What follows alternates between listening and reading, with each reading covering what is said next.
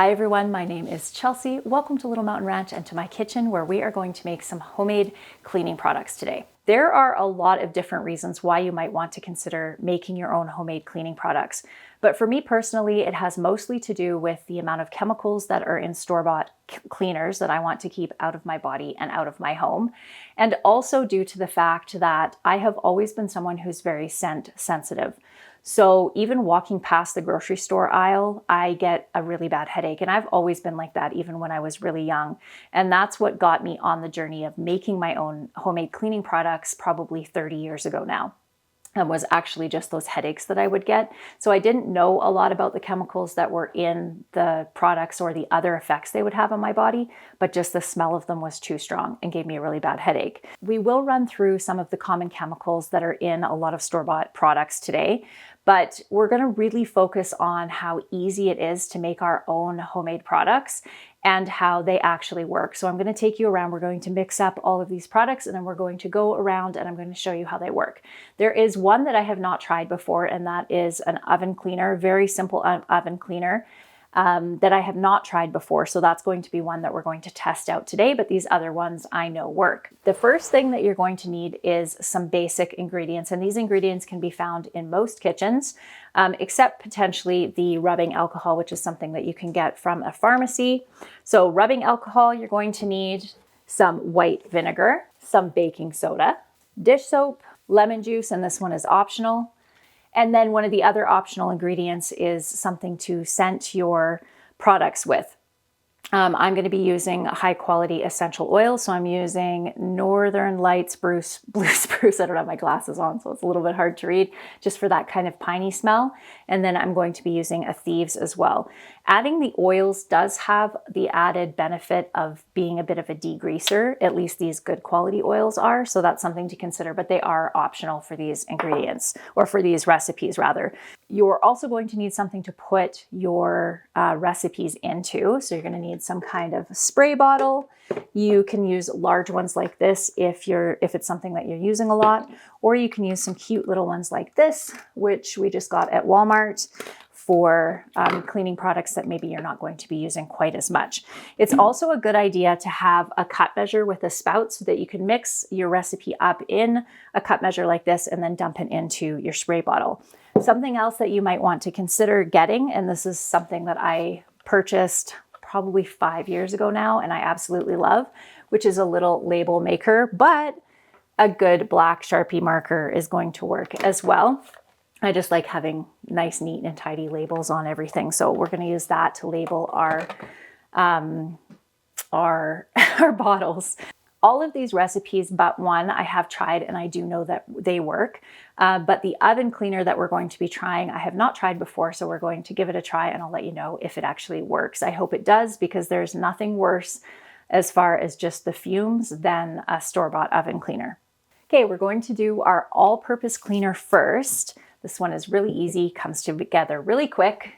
Okay, we are going to do 1 cup of white vinegar.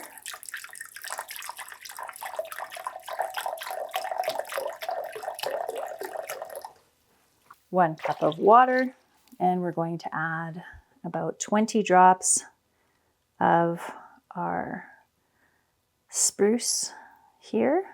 Okay, I'm going to use a larger bottle for this one because this is one that I use a fair bit.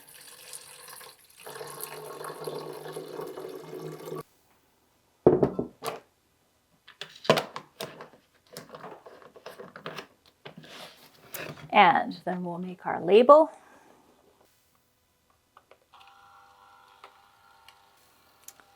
I just love this little thing so much. So easy.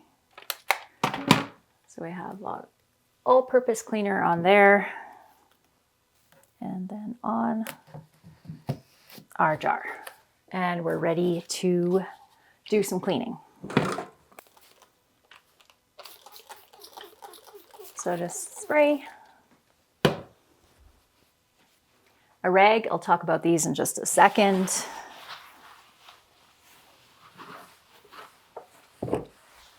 So because of the vinegar in here, this is going to be disinfecting the counter. And then with that oil, it's actually for the wood, it's conditioning the wood a little bit, but it does make it smell really nice. So there we go.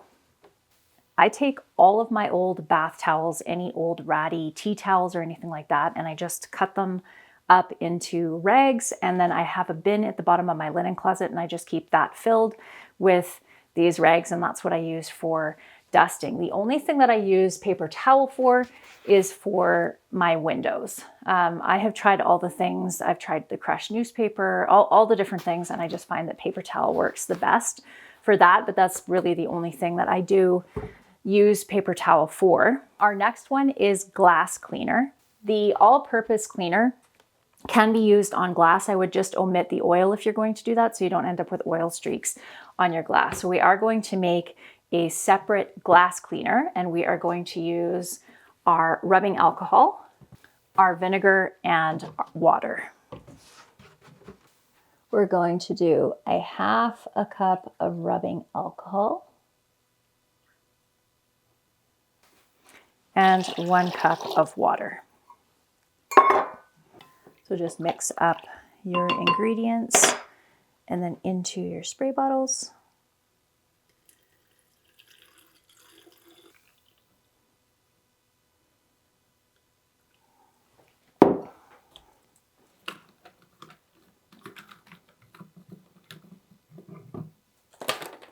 And our label.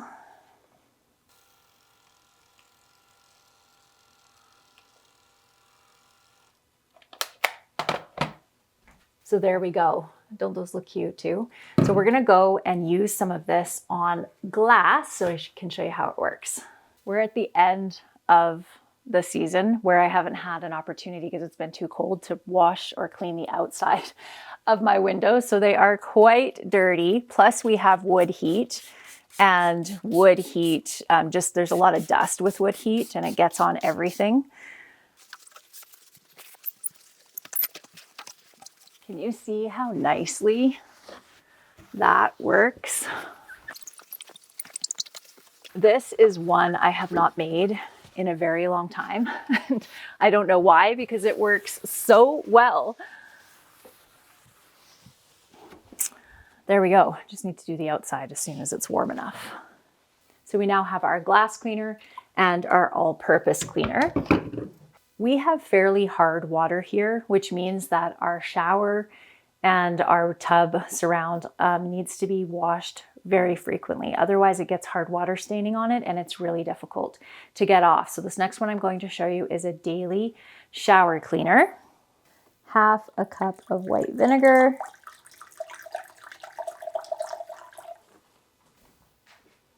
One cup of water.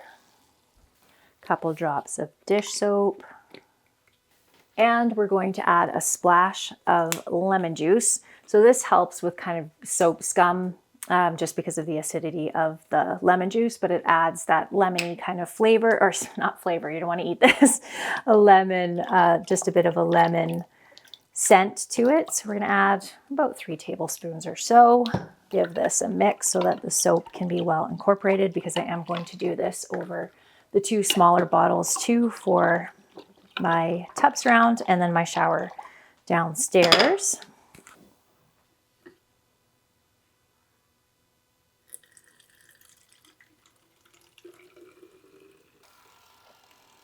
I love this little thing so much, and it was not expensive.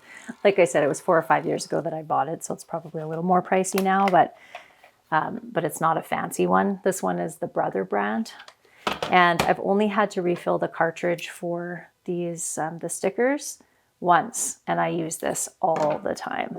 All my cupboards are labeled on the inside so everyone knows and remembers where to put everything. I have these in my pantry. I use them in my warehouse room that I have downstairs as well. I just love them. Shower cleaner. Let's go try it.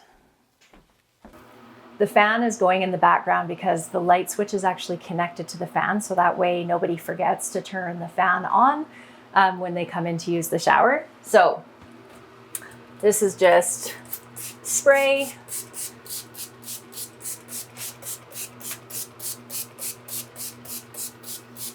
And as much as I don't love cleaning bathrooms, I much prefer to just give them a quick wipe down more frequently than having to do a really big, deep clean on them every week. So with the amount of traffic that we have through our bathrooms, we do need to wipe them down just about daily in order to keep them clean and sanitary. So this daily shower spray works really well, and it really does help with hard water staining if you do have hard water in your house. If you have lemon oil, you could add a little bit of lemon oil to this. I'm actually all out of lemon oil right now if you want a little bit more of that lemony smell. But the lemon juice itself does do that grease cutting a little bit and also gives it a bit of a lemon smell. It's just not quite as strong as lemon oil is. So that might be something to consider if you really like a lemony smelling shower cleaner. So for more stubborn stains in bathrooms, on toilets, or in toilets, like soap scum in a bathtub or anything like that, I make a really simple paste with baking soda, a little bit of dish soap, and just enough water to make a paste. And I'll be honest, I don't always mix it this way. Sometimes I just sprinkle the baking soda right into the tub and put some soap on a scrubby and then just scrub it that way. That's faster than doing it this way. But this paste way actually does work a little bit better because you can put the paste on and then let it sit for a few minutes and to just help penetrate the scum. And then you can go scrub it afterwards. Oh, I added way too much water to that.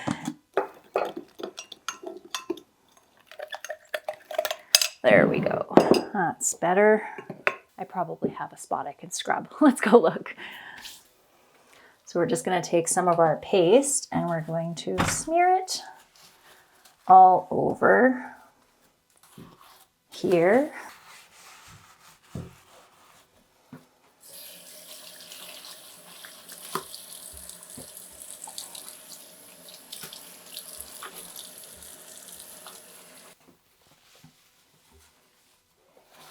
And there we go. Clean as a whistle. All right, next up is the oven cleaner. So I prepared this one last night. I made a paste of baking soda and water and smeared it all on the inside of my stove, just on the glass part of the stove though, because I wasn't sure that it would come off nicely and I didn't want to do the whole inside of the stove. So this is just a test. Okay, so as you can see, the baking soda has kind of dried and fallen off here, but that is because I forgot to tell one of my daughters who wanted to do some baking that I had this happening. And so she turned the oven on and kind of cooked this on. I don't think it would have chipped off like this had it not been heated on top of already being dry. But what you're supposed to do is make the paste and then leave this on overnight or for at least 4 hours. So I'm hoping that having it kind of chipped off this way is not going to completely ruin this test. But so what we have here is some vinegar, and we're just going to spray this with vinegar and let it all fizz. So we get a little bit of fizz action happening here. And then we are going to take our paper towel .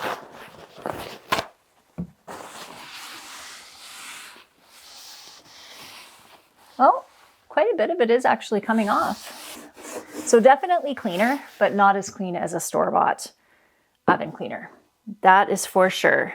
But to be fair, like I said, the stove did get heated up, and I'm sure that that kind of messed up the whole process a little bit.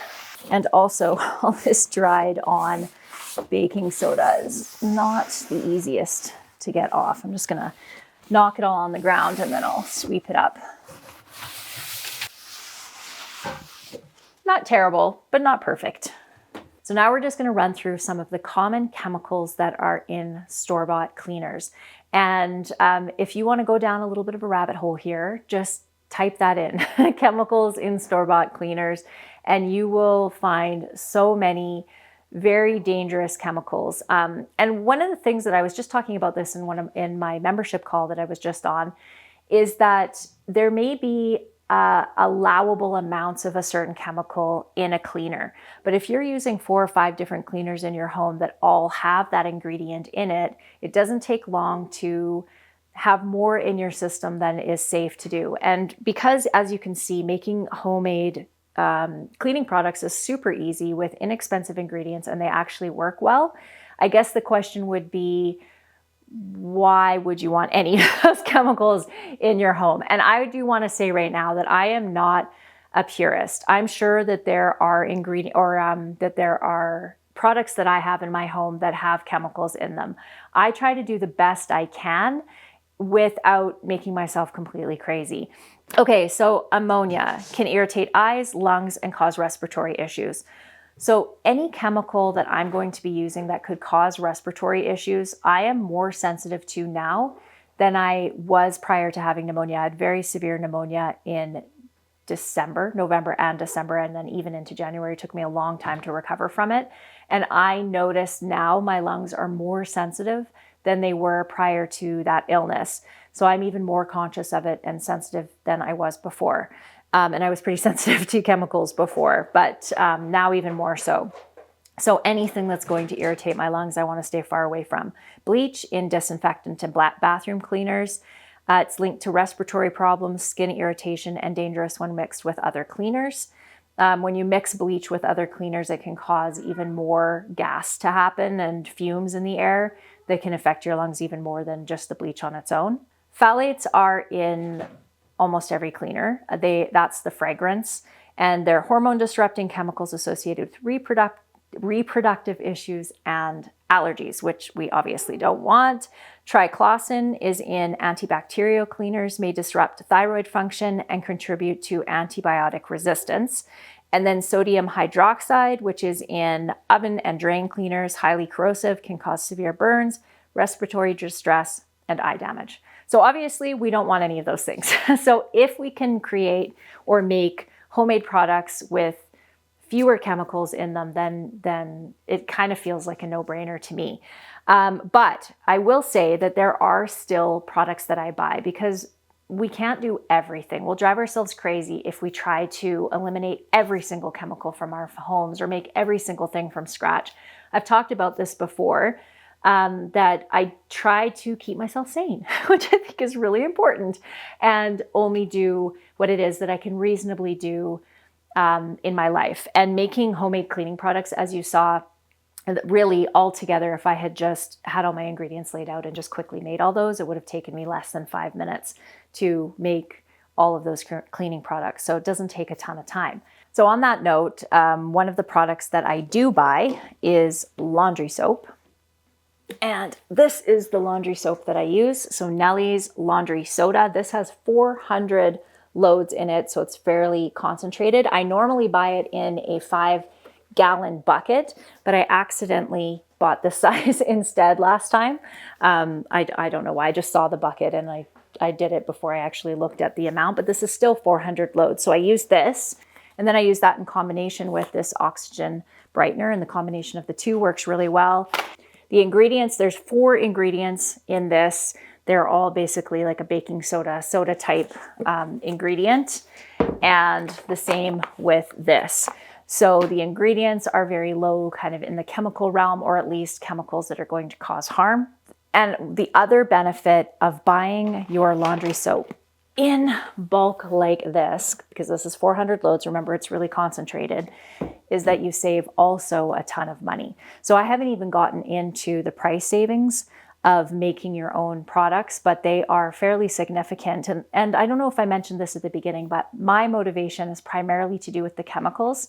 Even if the cost savings weren't significant, I would still do this to keep the chemicals out of my home. But there is still significant cost savings. And when it comes to this laundry soda, the cost savings are fairly significant. This is the shampoo that we use. So I buy it in bulk in jugs like this. I also found it recently in boxes even larger. I think they're twice the size of this, that I did purchase as well. The shampoo does have scent, but it is with essential oils. So I don't find that it bothers my head, like it doesn't give me a headache the way that other scented shampoos usually do.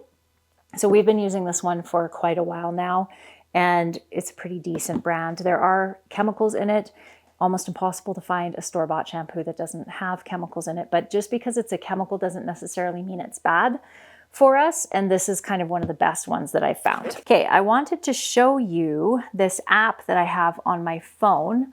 It's called the Yucca. I think it's Yucca, but it might be Yucca, Y-U-K-A, and it is an app that you just press the scan button there, and then you can scan. Let's try our soap here. You can scan the barcode, and it will give us the name of the product. So this is the shampoo that we're using. This gives it an 86 out of 100, so it has an excellent rating.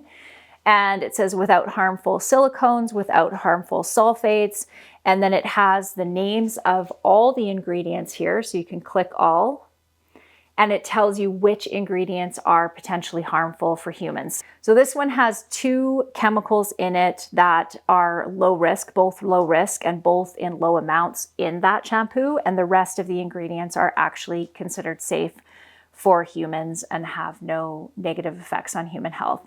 So the fact that that one is rated excellent makes me feel really good. I did know that because I have scanned that one before, but you can go around and scan all of the products in your home and get an idea of what harmful chemicals are in there. And at least that gives you information to be able to do your own research, because just because there is a harmful chemical in there, it might be in such minuscule amounts that it doesn't affect human health. And as long as you don't have a whole bunch of different things that you're using on a daily basis that have that same ingredient in it so that the effect is compounded, you're probably fine. But that app is a really powerful tool to determine what's safe and not safe in your house. In my last video, I shared with you a coffee table that Dan and I had taken. We took an old coffee table, we completely redid it, and we put a new top on it made out of some reclaimed fur from an old fence on our property. And many of you asked if you could see the coffee table once it was set up in our living room. So I thought I would take you downstairs and show that to you before we close out today's video. So here we go. This is our table, and we did go with the cow knobs by almost unanimous voting from you guys, but we love them. They look really great. Very, very happy with the way the table turned out, and it looks awesome in this space. Dan had this sign made for me. He actually did the back, the board. It's the same as the tabletop wood, so that reclaimed fur. And then he just had the light up part here made. Isn't that awesome? It's flashing on the camera, but it's actually just a still kind of pinkish purple color. All right, my friends, that is going to be it for today. If you enjoyed this video, please consider subscribing if you have not subscribed already, and hit the bell notification so you can be notified when we put out our next video. And if you have any recommendations for homemade cleaning products, please let us know down in the comment section. I look forward to seeing you again next time, everyone. Bye.